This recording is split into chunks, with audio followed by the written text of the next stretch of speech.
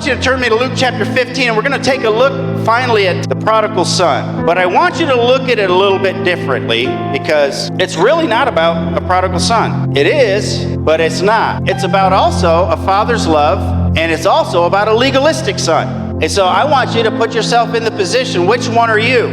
Am I the father, the legalistic son, or maybe the renegade son? And so start with me in Luke 15, verse 11, and it says this. There was a man who had two sons. Everybody say two sons.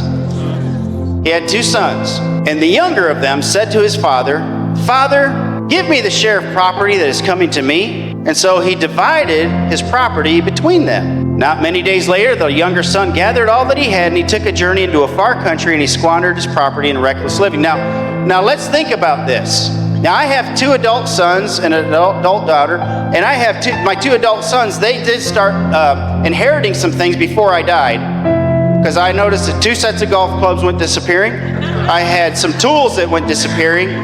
I had some other things that start. So here is a son who has a father who has a wealthy farm, and his father, he's like, I am sick and tired of waiting for the old man to die. I want what I can have now.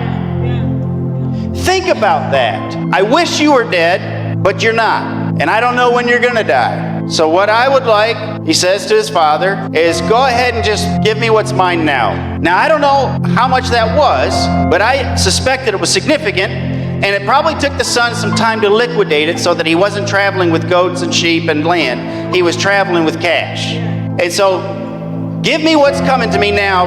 I don't want to wait for you to die, Pops. And so, interestingly, the father's like, guess you revealed your heart. He's like, all right. And he does it. Are you tracking with me? Now it says, not many days later, the younger son gathered all he had and took a journey into a far country, and there he squandered his property in reckless living. Now, if it was a significant amount of money, he didn't squander that overnight. Notice it says he went to a far country. He didn't just go down the road. I want to go where no one's going to bug me. I want to go where my family and friends aren't going to see me, because I'm going to go crazy for a while. I've been under the Father's thumb for long enough. I've been following the rules, and I don't like it, and now I'm going to cut loose. But I don't want to do it where I got friends and family that are saying, Junior, you should stop doing it. Don't do that. And so he's like, nah, I'm going to go far enough away where no one's going to see me, no one's going to bug me, no one's going to irritate me, no one's going to tell me shoulda, woulda, coulda. So he goes to a far country, pockets burgeoning with cash. Picture it. And he squandered his property in reckless living. When you're carrying lots of cash, you have lots of friends. So he took a journey to a far country. He didn't just go to Vestal, but a far country. And there he squandered the property in reckless living. And when he had spent everything, a severe famine arose in that country, and he began to be in need. And he went and he hired himself out to one of the citizens of that country, who sent him into the field to feed the pigs. And he was there longing to be fed with the very pods that the pigs were eating, but no one gave him anything. So not only was it a far country, it was a unclean country with unclean animals, and he was an unclean Jewish boy going to feed those unclean animals in that unclean country, and he was so hungry that he wishes he could have eaten the pig's feed. That's bad. All right? And so he was slopping the hogs and wishing he was one of them. So he was longing to be fed with the pods that the pigs ate, and no one gave him anything. And when he came to himself, how many of you ever just came to yourself like, what am I doing? You had an aha moment. Well, he has an aha moment. He came to himself and he said, how many of my father's hired servants have more than enough bread, but I perish here with hunger? I'm going to arise and go to my father, and I'll say to him, Father, I have sinned against heaven and against you, and I'm no longer worthy to be called your son. Treat me as one of your hired servants. And he arose and he headed home. And so can you imagine the son rehearsing his speech to the dad? Dad, I've been doing stuff that I know you'd be ashamed of. And I know I got to come and just let me have it now. You know, I should have listened. You taught me, you raised me well. Just make me one of the hired men here. I'll do whatever you need done. I've royally fouled up. You've probably had some of those conversations in your mind before, haven't you?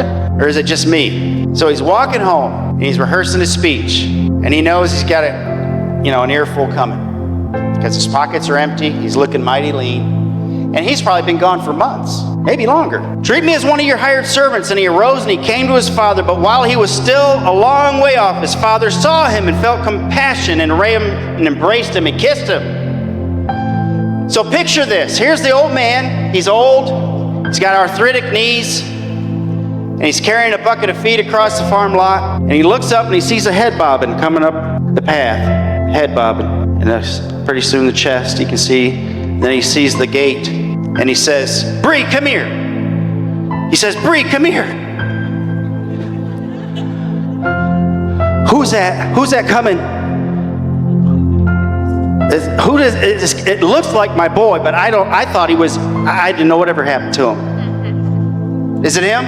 It is. Oh my God. Oh my God. And so he sees the boy and he says, that's my boy.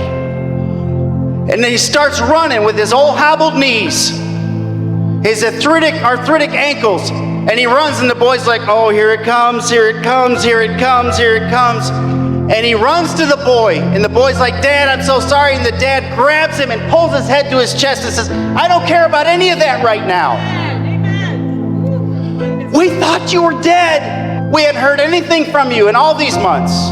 We thought you were dead. You have been lost, but now you're found. Here you are standing right here with me. Go kill the fatted calf. Hey, go get the robe that we've got set aside for him. Get some sandals for him. Get him a ring. Put the signet ring on his hand. My boy is home. Yes. Yep. And pretty soon the other boy is off in the field and he's coming back. He's all sweaty and filthy. And he hears all this racket going on. He's like, what in the world? And one of the servants says, hey, your brother's home. He's like, what? What's the party about then? Your brother's home. He said, that scallywag, he's been spending Dad's money with whores and bars and just carrying on and being stupid. We thought he was dead. Why weren't we done with that joker? But the Father's love was scandalous, was over the top. He didn't make him explain anything. He didn't make him say he was sorry. He didn't want to hear his explanation. There's time for all of that later.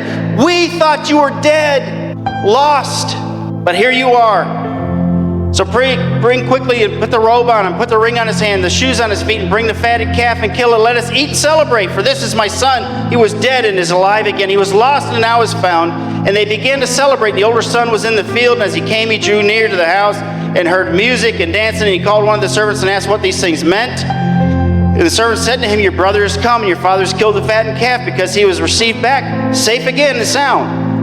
And so he was angry and he refused to go in. The father came out and entreated him and said, he answered his father, he said, look, these many years I've served you and I've never disobeyed your command. Yet you never gave me a young goat that I might celebrate with my friends. But when this son of yours came, who has devoured your property with prostitutes, you killed the fattened calf for him. He said to him, son, you're always with me, and all that I have is yours now. And it was fitting to celebrate and be glad, for this your brother was dead and is alive. He was lost and now he's found.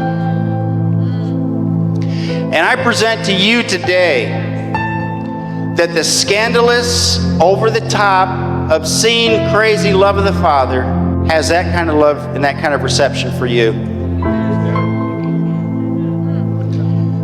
You may want to recount your faults, your flaws, your shortcomings, you're missing the mark, but the Father says there's time for all of that later. You were dead, but now you're alive. You were lost, and now you're found. And I want you to get to your feet with me right now. And I want Tony and Mike and Mark and maybe Margie to come up. And you may be that person today. Just come on up here. And if you need ministry this morning, you may be thinking, I'm that guy. I'm that person. I don't know how the Father could love me.